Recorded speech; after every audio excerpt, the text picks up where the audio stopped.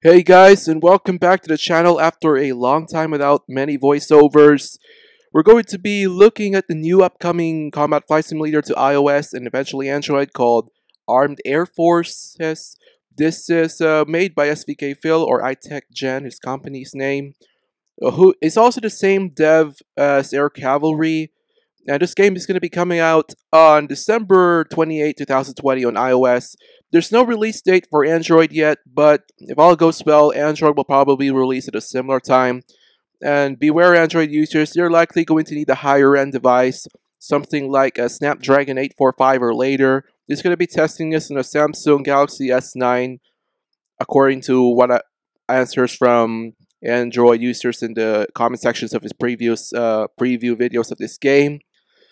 And on the Apple Silicon Macs, the game is not gonna support them. So if you're looking to play this with a joystick on the new Macs, but I find it exciting that we're finally getting multiple Combat Flight Simulator options on iOS and Android, just like PC, and definitely Android users soon. You'll have an alternative to Carrier Landing HD, which is also coming soon. So let's just watch this trailer, and we're gonna break it down soon.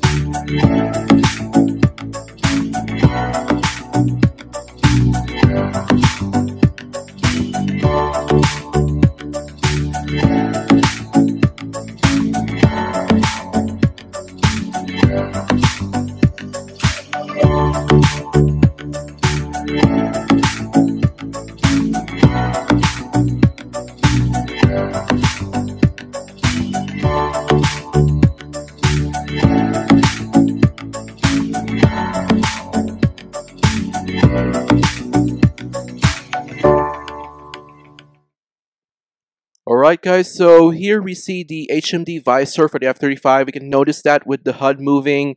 I also love how you see the lens flares as well as the sun reflecting here. This game is really nice graphics for a mobile game overall. The cockpit textures look really nice too. Now we're going to see the weapons for the F-35 here shortly. Now you can see these two air-to-ground weapons. From what I can observe, these are most likely AGM-65 Mavericks. I don't know if the F-35 can carry it, but it's probably possible in theory.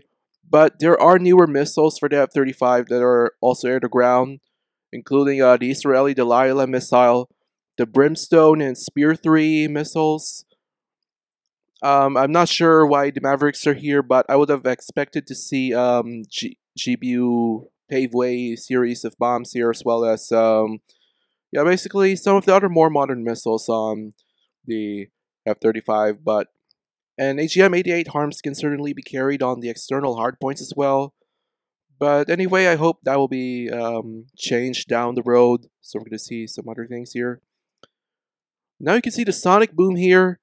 I really like how the sonic booms are modeled in this game. It's not too demanding for mobile yet. It kind of achieves the point.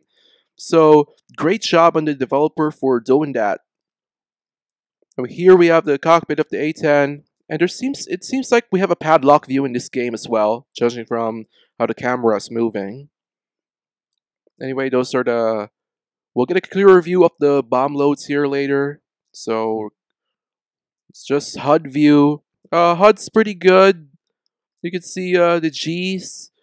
You can also see the waypoint. I'm not sure what this is. I think it's just the waypoint distance. Wheel brakes. I think the controls seem to be not bad at all. But I would like to see customizable controls. And we also have a camera view, so I'm really hoping that we'll get quite a few views to make good cinematics of this game, as well as no HUD mode like in Gunship Sequel World War II. And and hopefully there will also be some good views like free cam, like in Infinite Flight, and those views that you all have if you've been playing Carrier Landing HD. And trim controls. I haven't seen the Mobile Combat Flight Simulator implement trim controls, so that's pretty nice as well. Afterburner effects here on the F-16, they are pretty good. It's definitely better than the one in Strike Fighter's Mobile. And this game has overall better graphics than Third Wire Strike Fighter's Mobile series, which right now is used to be called Strike Fighter's Modern Combat. F-16 here has the same nines. Now I have to forgot something about the F-35 there. The F-35 back in this video here, part of the video, they're supposed to be using the AIM-9X Sidewinder, but the AIM-9X is not here. It's the AIM-9L or AIM-9M, because I can see here from the big fins, the AIM-9X has thinner fins when you look at it. So hopefully it changes that in the future. And also added as an option for the F-16 and some of the other American jets as well. He did a good job with F-16's HUD. There may be some details that I might want to be worked on, but like the ARM, and there's a Mach number that displays below it near this part, which should be here, and there should be a fuel flow if I remember correctly for the F-16 here, and it will show. I don't sure what it measures in, but it will increase when you're running at higher engine thrust setting, which is obviously your throttle going up. Here we have the Harrier as well, and I really like how the turbine blades on the Harrier are moving. That is nice. And here we have the GBU 24 2,000 pound bomb paveway Maverick again, and there seems to be a red missile here. I don't know what is this, why the rear half of this missile is red, but it seems to still be a Sidewinder as well. But anyway, hopefully that gets fixed as well. And once again, we have here an AI aircraft. There are 7 planes that are coming to this game. The free ones, so just like DCS World, you'll get 2 free planes, which is the P50. I mean, no, not the P51. That's for DCS.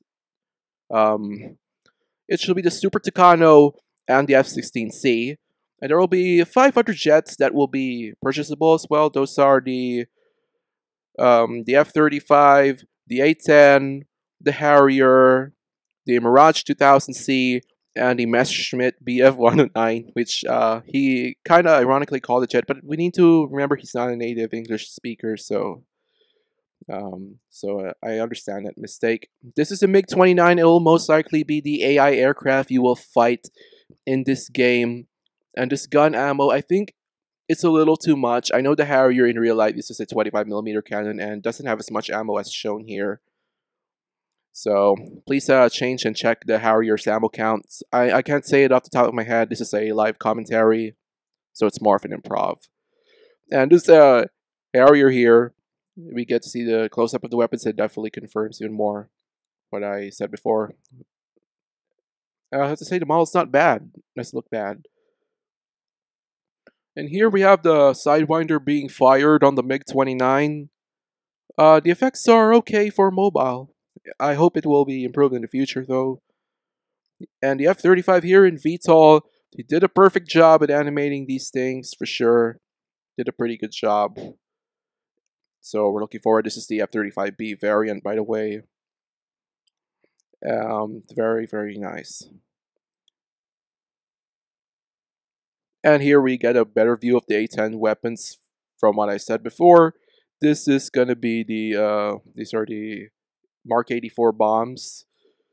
These are, yeah, we certainly have more than 10,000 pounds of load here total, and we should be able to carry AIM-9M or AIM-9X in the A10C here for self-defense against enemy aircraft.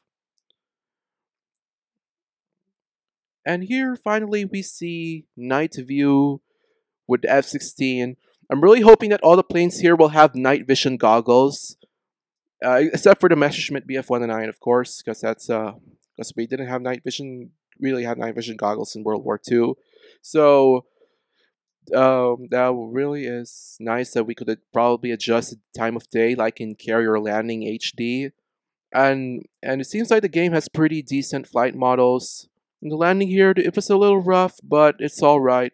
This plane got down, and it's not a real thing anyway, but might have been a little more of a concern if it was in reality, because you'll probably need more maintenance to check it out, and especially on an aircraft carrier, that's not going to be, probably not going to pass. But anyway, Armed Air Force seems to be looking great. I'm definitely looking forward to making videos of the game. Definitely want to see how realistic it truly is when the game finally comes out on the iOS App Store. And if this game gets multiplayer, let's hope we can get to fly with each other. That said, great job, SVK Phil, for making this game. Thank you for making a great combat fight simulator that people who only have mobile devices can enjoy. And as always, see you guys next time.